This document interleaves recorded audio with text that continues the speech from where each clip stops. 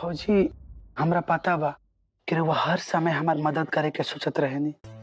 कबो कॉलेज अइले तो पैसा दे के, तो कबो हमार उत्साह बढ़ा के, और हमार पढ़ाई और म्यूजिक क्लास भी बढ़िया तरह से चलत रहे। एक खातिर वह वीडियो साहब से बहुत सोच समझ के बात कहनी, और यहाँ तक कि हमरा के नौकरी भी दिलवा देनी। और हमरा का चाहिए रउआ से? बबुआ जी, रउआ जौन कुछ भी कह रहल बानी बिल्कुल गलत कह रहल बानी। हम ए नियत से रउआ की नौकरी ना दिलेनी है। रउआ बहुते गलत समझ रहल बानी, और ई सब बात रउआ अपने दिमाग से निकाल दिए कि ई सब हम रउआ के मदद करे खातिर कर रहल बानी। हम जवन कुछ भी करत रहनी हा वो अजुओ करब और कलहो करब। और जहाँ तक कि नौकरी के बात बा, ई त रउआ के अपन काबिलियत और होशियारी के बल पे मिलल बा। हम तो बस वीडियो साहब से कहनी हा, वहाँ के जवन कुछ भी सवाल पूछनी हा वो ए मारे ना पूछनी है कि रउआ हमार देवर है। वो ऐसे पूछनी हा कि वो देखल चाहत रहनी कि रंजन तिवारी इ नौकरी के काबिल बाड़न की नहीं खे। बबुआ जी, हमरा से पंचायत के काम के लेके पक्षपात ना होके। पर भौजी तक घर के बात पानो। सुन हमारी बात सुन। आई तो बाबूजी प्लीज।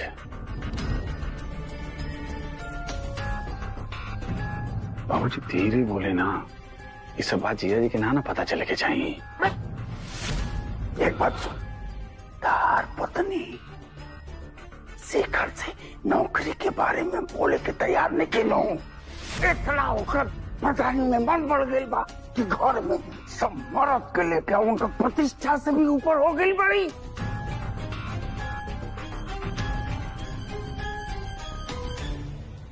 अगर वो हमारा सामने कुछ कहती नहीं तो ओकरा के गोली मार देती, गोली। हम जानत रहे बाबूजी के रउआ क्रोध करब, एक खातिर रउआ के एजा किनारे लेके आएंगे, बतियाए खातिर, समझाए खातिर। बात समझे की कोशिश करी बाबूजी। कैसे को कि शांति से हमनी के इनका के एजा रोके के बा। हम जात नहीं अंदर, बात का क्या होता नहीं।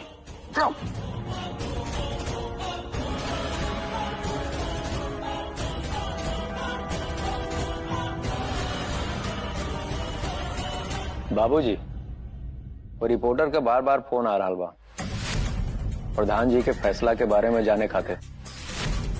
कब तक कहीं इंतजार करेगा?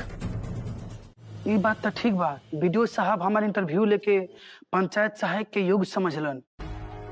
अभी जौन घर के माहौल बानो, अगर हम नौकरी खातिर जीत करे लगम तो घर के लोग यह कही कि रउआ नहीं चाहत कि हम नौकरी छोड़ी, और संध्या दीदी के पंचायत सहायक के नौकरी ना लागो, लोग यह सब सोची कि रउआ हमरा के भड़कैले बनी।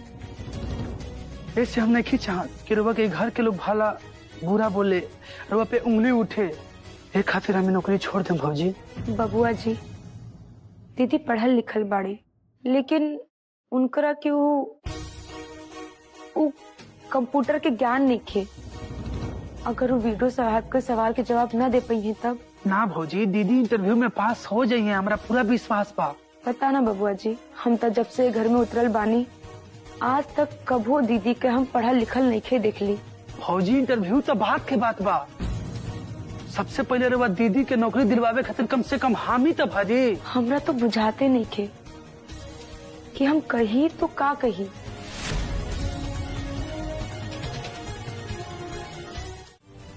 जो ऐसा पूछा जौन काम के होखे। अरे दीदी, वीडियो साहब भी हमरा से ऐसा क्वेश्चन पूछ ले रहन, उन तरह से भौजी पूछा ताड़ी।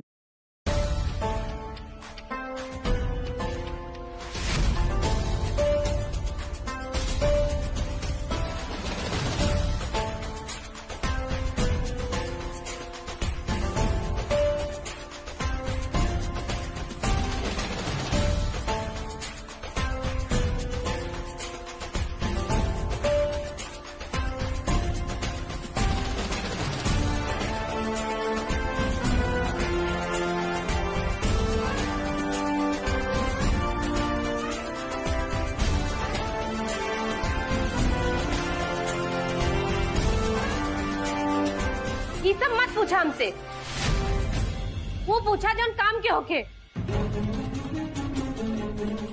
ठीक बा, तो रउआ 12 के पहाड़ा पढ़ के सुना दी। हमके कोनो टीचर बने के बा जन 12 के पहाड़ा सुना दी? कितना साल पहले पढ़ ले रही, हमके नहीं के याद। दीदी, जब रउआ पंचायत सहायक बन जाए तो रउआ हिसाब किताब कैसे करब? बाप के नाम पे कॉलेज तक में बिना पढ़ाई कैले ही फर्स्ट क्लास में पास हो गई। अब पढ़ाई के नाम पे लीख लोढ़ा पत्थर वाला हाल बा। नाक कटा के छोड़ दे लसी लड़की।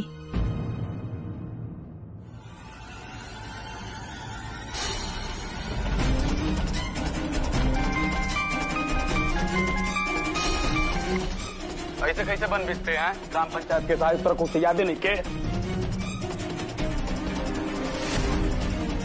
अच्छा ठीक बा, अब हम तारा से एगो फाइनल सवाल पूछा था नहीं।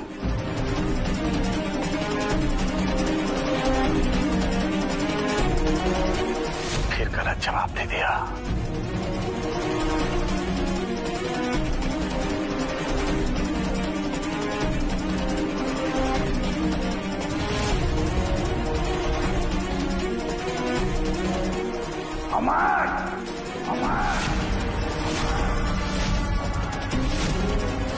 संध्या के नौकरी दिलवावे खातिर संध्या के इंटरव्यू लेवे लगली हो।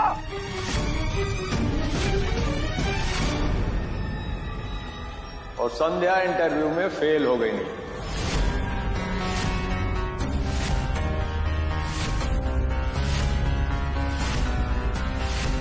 देखिए, हम सब कुछ सुन ले बानी।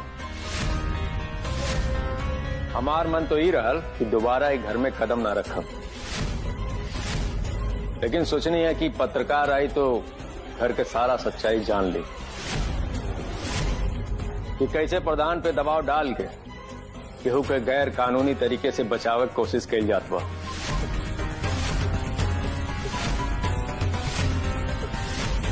योग्यता के दरनिकार करके एक अयोग्य व्यक्ति पे नौकरी दियावत कोशिश कई जात बा।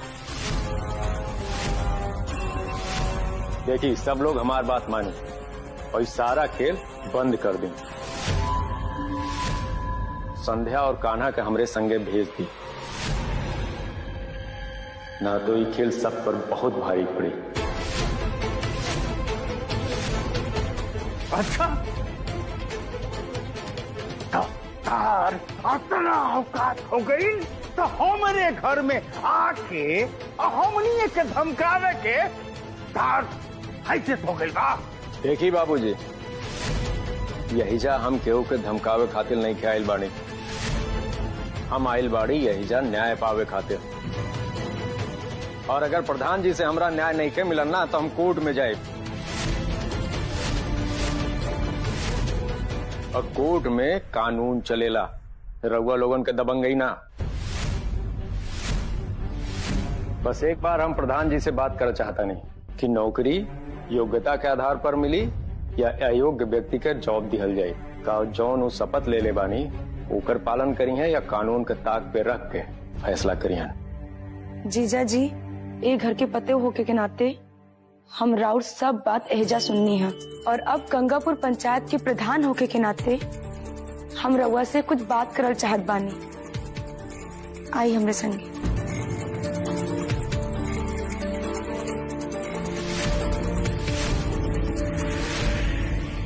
हम जबन कुछ भी सोचनी सब के सब उल्टा हो रहा बा। जगत कन्या से बढ़िया अरे तार दुल्हन बाड़ी। हमरा के आज लाग रहा बा के हीरा के ठुकरा के कोयला पर दाव लगा देनी।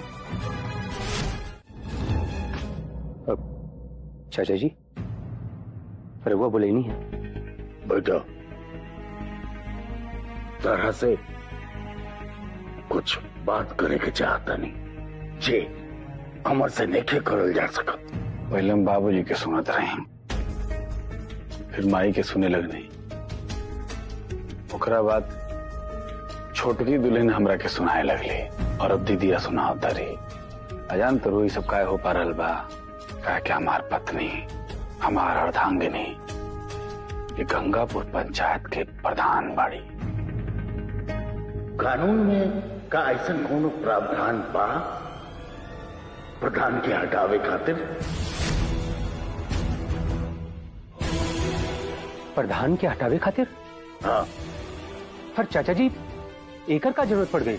माने तू का चाहता रहा कि ई घर में इतना जे तमाशा चल रहा बा और हम हाथ पे हाथ भर के बैठल रही? अब हाथ पे हाथ धर के बैठे के अलावा हमरा मेरी बाका।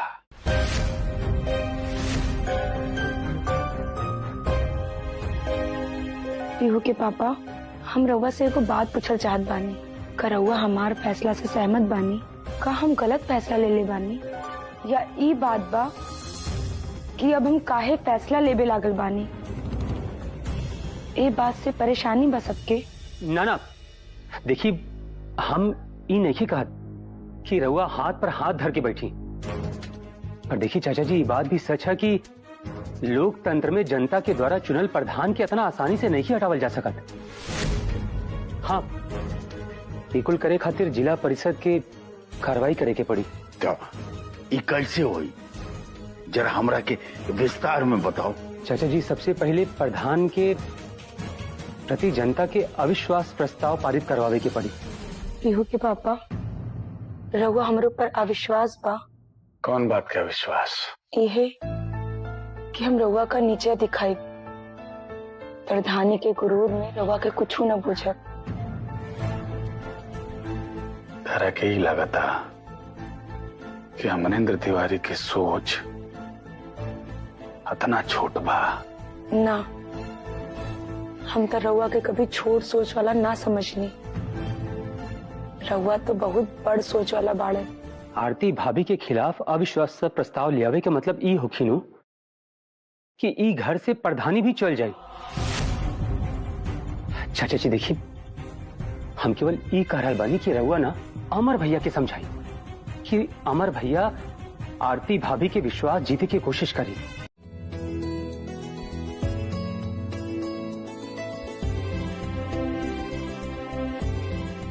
देवर जी, रउआ हमेशा हमरा के सही सलाह देना और हमेशा हमारे बारे में अच्छा ही सोचीनी, लेकिन कबो कबो अपने भैया जी की भी सही सलाह दे दिया करी कि घर और बाहर के साथ साथ कुछ अपन जरूरी बात भी होला जेकरा याद रखे के चाहिए।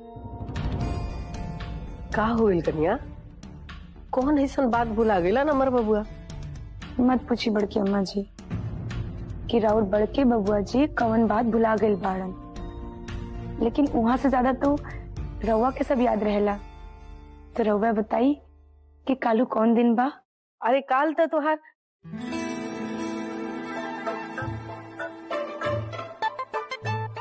काल तो महाशिवरात्रि है। हाँ भाभी, कालू तो महाशिवरात्रि बानू और हमनी के बार ना महाशिवरात्रि खूब धूमधाम से मनावल जाई। हाँ बड़की अम्मा जी, कल महाशिवरात्रि तो है ये है, लेकिन कालू राउर बड़के बबुआ जी खातिर एगो खास दिन भी बा जेकरा के वो भुला गेल बाड़न। अमर भैया खातिर खास दिन?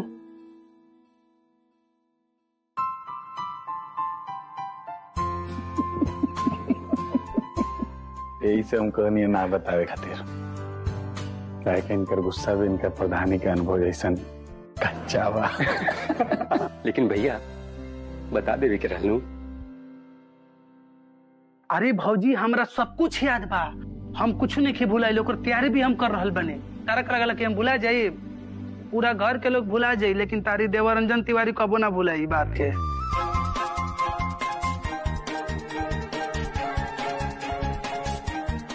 अरे अब हमें कैसे भुला सकीला कि रउआ हमरा के पंचायत सहायक के ज्वाइनिंग लेटर दिवावे बने वीडियो साहब से।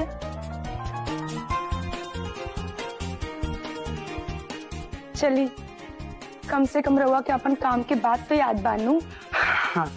कि रउआ खातिर कोनो खास दिन बा। याद बा, याद बा, याद बा। लेकिन रउआ के भैया के तो इहो याद नहीं के कि उनकरा खातिर भी कोनो खास दिन बा कि नहीं के।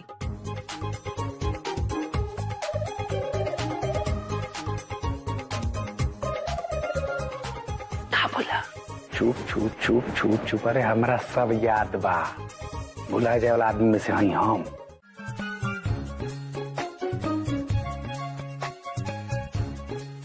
उस सरप्राइज वराइज के चक्कर में हम तरह से झूठ बोल दे रहे।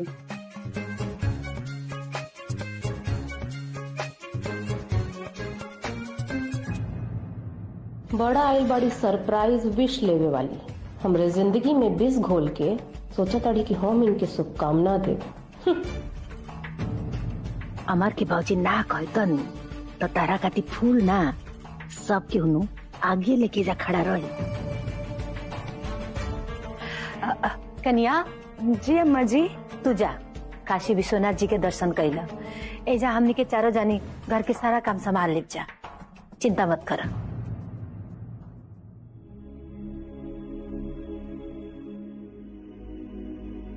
हाँ कन्या, जाके भोले बाबा के दर्शन करके आवा। एजा के चिंता मत करा, हमने की बानी जाना। लागता ई नाटक कई हमरे पे भारी पड़ी। हम तो कोलू के बैल लिखा पिसा जाए। आई हेट कोलू के बैल। जा चल के तैयारी करे जा।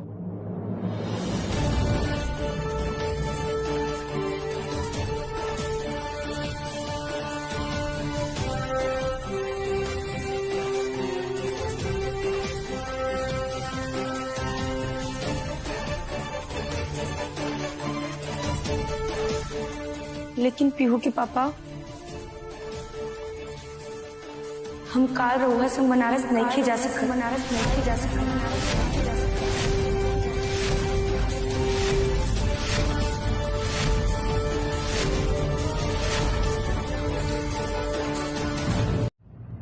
कि महाशिवरात्रि की पूजा और कन्या महाविद्यालय की भूमि पूजन हमरे ही हाथ से करवाई है। अरे तो जान तरह कौन रोका था। ये तो अच्छा बात है कि महिला उत्थान खातिर, महिला विकास खातिर, उनकरा के आगे बढ़ाए खातिर तो कुछ करत रो में तार हिस्सेदारी बा, योगदान बा। हमरा के इसका आपत्ति बा, जा जाके कर पर। लेकिन अभी तो तार सपना पूरा होके के टाइम हो। तू वीडियो साहब के मना कर दे जा। ना पीहू के पापा, हम वीडियो साहब के मना नहीं कर सकत।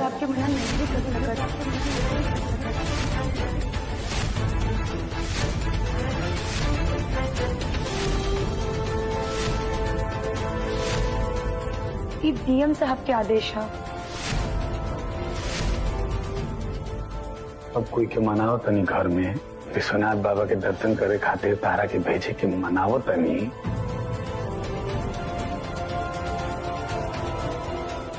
तो हमरा के कहा तारो डीएम साहब हमरा से ज्यादा जरूरी बढ़न।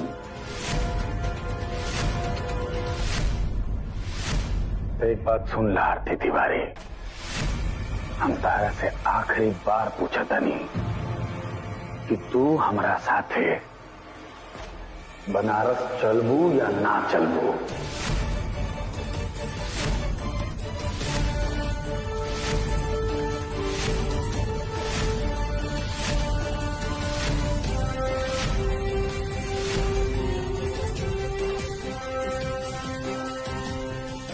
हम आरती तिवारी, पत्नी अमरेन तिवारी, ग्राम पंचायत गंगापुर निवासी, ईश्वर की शपथ लेते हैं कि प्रधान पद की जिम्मेदारी निभाते समय स्वयं से बड़ा सार्वजनिक दायित्व को ऊपर रखेंगे।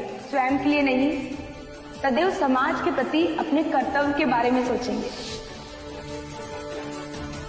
पीहू के पापा, हम बनारस ना जा पाए।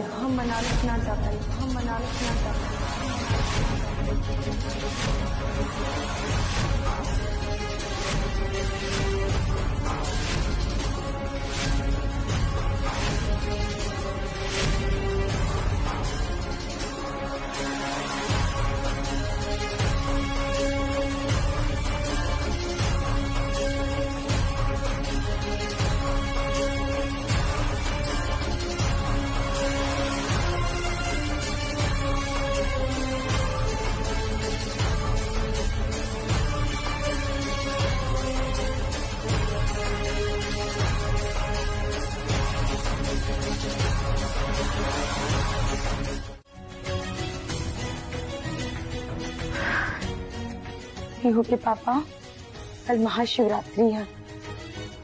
भगवान शंकर और माता पार्वती जी के बियाह के दिन। अब इससे बड़ शुभ दिन का हो सकेला कि हमनियों की भी शादी की सालगिरह वही दिन बा।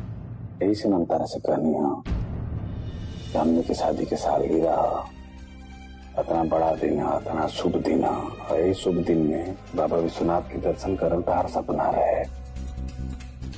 अब तू मना करत रो कि तारा से ही ना हो पाई, तू ना जा सके लो। और अब तो पूरा बनारस चमक गई बा। बाबा विश्वनाथ दर्शन के मजा ही अलग बा। ठीक बा, हमार सपना बा तो फिर कबू पूरा कर जाई। ये भी तो बाबा विश्वनाथ जी के कृपा से ही बनल बना शंकर भगवान के मंदिर। और अगर हमनी के विश्वनाथ जी के दर्शन खातिर नहीं खे जा पाई ता का भइल? हो सकत बा कि बनारस से बाबा विश्वनाथ जी के हमरा बुलावा ही ना आयल हुई। मैंने सोच के देखी ना कि माता पार्वती जी और भोलेनाथ बाबा जी के ब्याह के दिन हमनी के दोनों पति पत्नी मिल के महाशिवरात्रि की पूजा करब।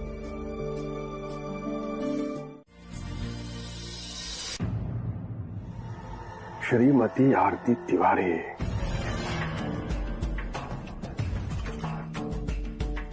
तो श्रीमान अमरेंद्र तिवारी जी, तार सीना में आग लगावे के मौका तो हमको मिल गए।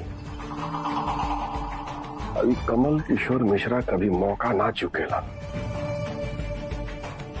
अब ऐसे करी चाहे वैसे करी, लेकिन ये काम तो हम करबे करब।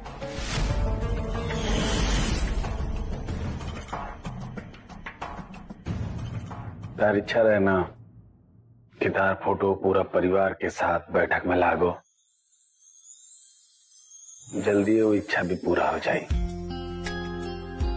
अभी जिद के लिए बता चला ये पूजा के बहाने हम दोनों की फोटो खिंचाई। हमने के सालगिरह के दिन हमने के दीवार पे जरूर लागी। हाँ बाकी तो चिंता मत करा, बैठक वाला फोटो के भी सपना जल्दी पूरा होके। अरे भैया कितना बात कर, बाद में बात कर लिया ना, फोटो खींच वाले पोज दा ना। मानी ना खींच खींच खींच।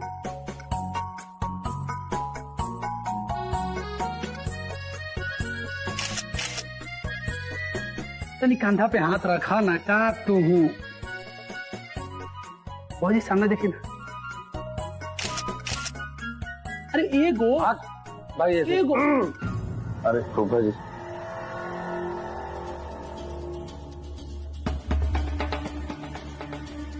गांव के शिव मंदिर पे महाशिवरात्रि पूजा खातिर आमंत्रण खाली प्रधान आरती तिवारी जी के ही नहीं खे आये, बल्कि प्रधान पति श्री अमरेंद्र तिवारी जी के भी आयल बा। देखा देखा।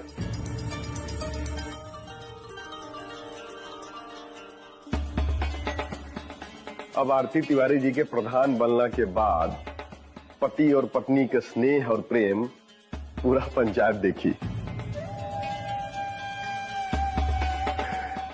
खींचा फोटो खींचा। कहने बड़े हो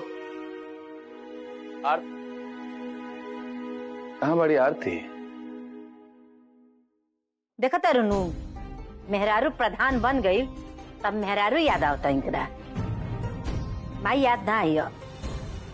एकदम ठीक कहा तड़ू माई। अब माई और बहन काहे याद आई हैं?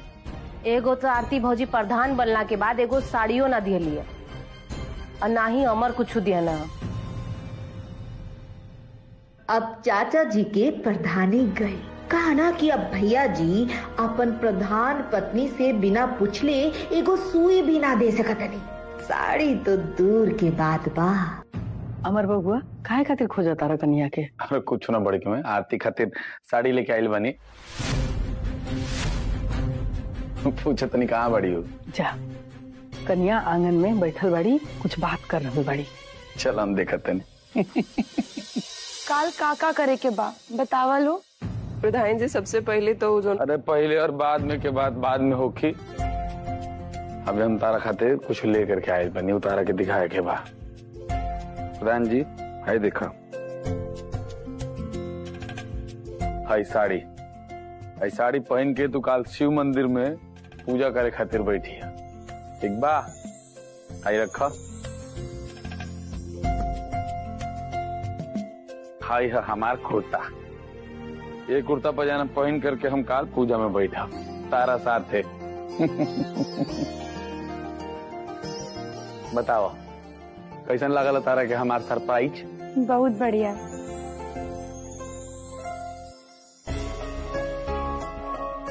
पहले साड़ी आवत रहे तो माई खोजात रहे, अब उनकर मेहरारू खोजाती है। इतना बढ़िया साड़ी ले आई बा तो माई और दीदी ना याद आईली है, डायरेक्ट मेहरारू के पूछल जात बा। अब एजा से कमल किशोर मिश्रा के वो खेला शुरू हुई कि पत्थर भी शीशा से टकरा के चूर चूर हो जाए। चाहे ऐसे बुझा मत चाहे वैसे बुझा, अब तो सब बुझ जेबू आरती तिवारी कि फूफा कमल किशोर मिश्रा जी कबो कच्चा गोली ना खेलेलन, जवन बोलेलन पक्का बोली बोलेलन। काल हम दोनों जना साथे साथे जाइब जा और पूजा के आसन पर सबसे पहले गांव के प्रधान हमार पत्नी आरती तिवारी बैठी हैं।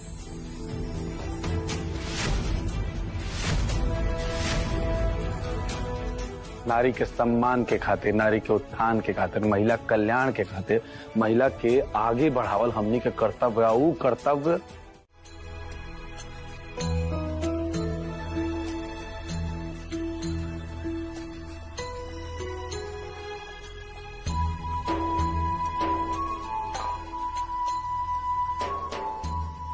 हे भोलेनाथ बाबा, आज शिवरात्रि तहारा पार्वती मैया के बिहार के रूप में मनावल जाला और अजू के दिन हमार और पीहू के पापा के शादी के सालगिरह बा। हे भोलेनाथ बाबा, आज हम असमंजस के भंवर में फंस गइल बानी। बस रउआ हमरा के आशीर्वाद दी। एक तरफ जहाँ हम प्रधान पद के अपन कर्तव्य निभा सकी, वहीं दूसरी तरफ पत्नी होखे के नाते पति के प्रति अपन धर्म भी निभा सकी।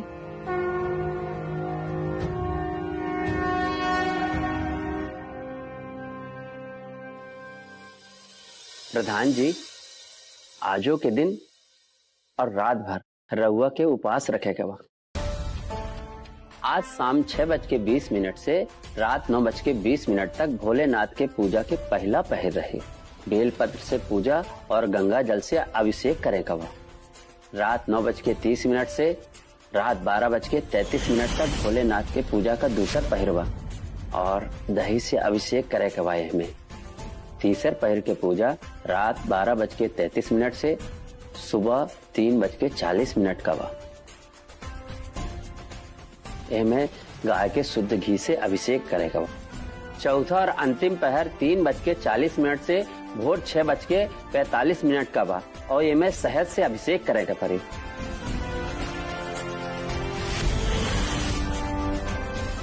ठीक बा पंडित जी, ता एकरा बाद का करे को पंडित जी? एकरे बाद उपवास का समय खत्म हो जाये और पारण का समय शुरू होई। गांव के मंदिर में भी और घर में भी। अब रहुआ सोच लेनी कि इहजा से होजा और ओहजा से हिजा आवा जाएगा और पूजा करेगा समय मिली रहुआ।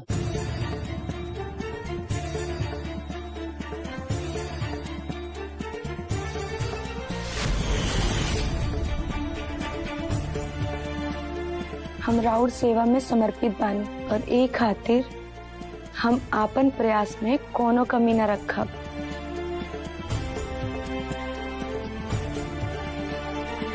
भोलेनाथ बाबा, हम प्रण करत बानी कि हम नंगे पैर मंदिर से घर और घर से मंदिर आइ जाए